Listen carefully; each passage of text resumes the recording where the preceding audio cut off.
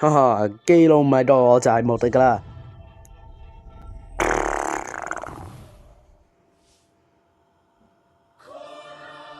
你爹哋我曾經講過，你喺成都只係一個蘿莉。啊！成都超人啊！你同我收聲啦，你個蘿莉。你唔係落咗地獄啦咩？聽住啊 BB， 我不知幾咁冧你啊！好，而家就送你去成都。哈哈哈哈，弊啦！你同我即刻返嚟啊！去邊啊 BB？ 吓，係咪自己擘開啊？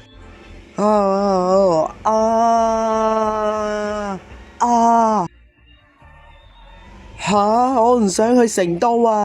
咁我俾最後一次機會你，同我即刻去地獄啊！OK，收到。